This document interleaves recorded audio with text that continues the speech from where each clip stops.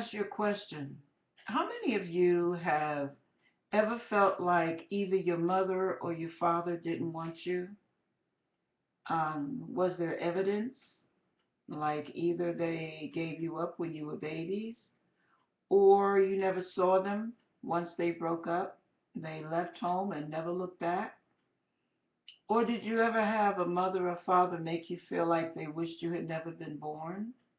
Or did you wish you had never been born, thinking their lives might have been better off without you being in the mix? Well, I want to tell you how healing can come to that as well.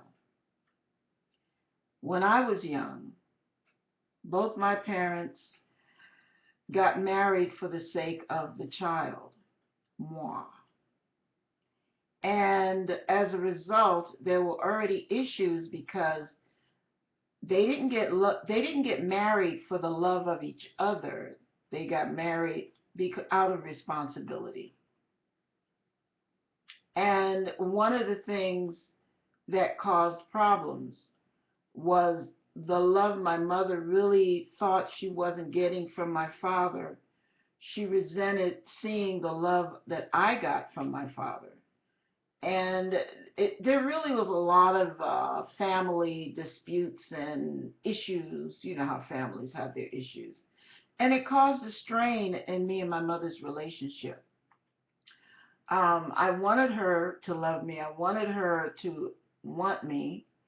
And she loved me with the best of her ability. She did love me, and I know that. But there were so many issues, it really clouded and poisoned our feast of charity, so to speak. Caused a lot of rifts in our relationship. And what that ended up doing to me as a child, because I didn't really understand the dynamics of what was really going on, all I knew was as a child, I felt like my mother really didn't love me. I felt like she really didn't want me. She would be excited about hugging the other kids, but not me.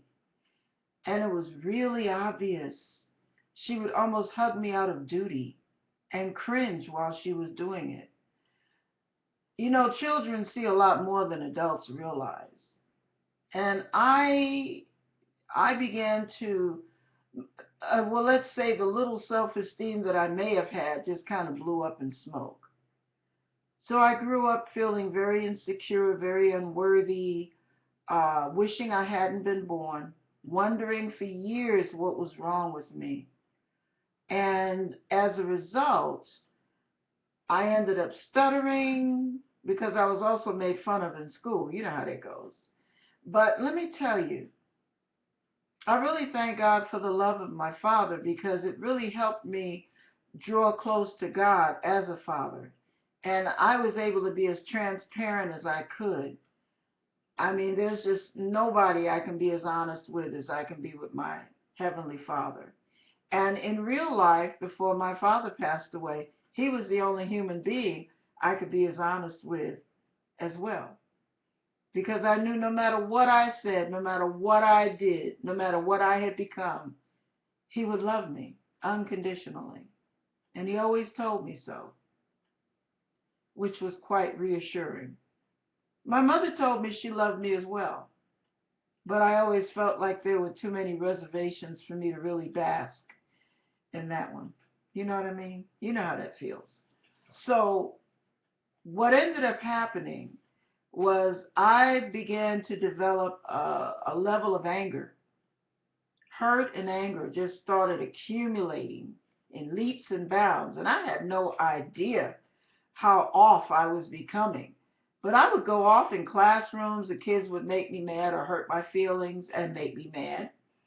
And I would explode, and the teacher would look at me like I was some kind of a crazy freak because they didn't know what was going on. They just hear me scream at the top of my lungs, and one book would fly this way, another book would fly that way, and they would wonder, Lord, do we need to call the paddy wagon? What is up with this little child? Well, I was hurting, like a lot of us. We go through lives trying to develop pain management, and we don't do that too well, do we? Well, it took God. When I gave my heart to the Lord, it took Him to get that pain out. And He took me through a healing process. And one of the greatest things He did for me was He gave me two big dreams. One was to identify the problem, the other one was to solve the problem, with many dreams in between. But God let me know He was going to take me through a healing process because I had been asking Him to heal me. I had been asking Him to heal me from rejection and the hurt from my mother and all that stuff. Well, one night I dreamt I was slapping my mother. And that thing woke me up. I was so scared. It petrified me. How could I do something like that? Now, my mother had passed away a year before that happened, before that dream took place. And I had forgiven her and everything. But God was letting me know the wounds continued on and He needed to heal them. So He did. But this is the way He did it. After the problematic, explosive, violent dream, God showed me He wanted to deal with that. And I invited Him all the way in. And I had a few other dreams between me and my mother, but the climax was the pivotal one in my life. And that was where we were talking, and I asked my mother for a hug. And she put her arms around me and held me like she wanted to, like she meant to.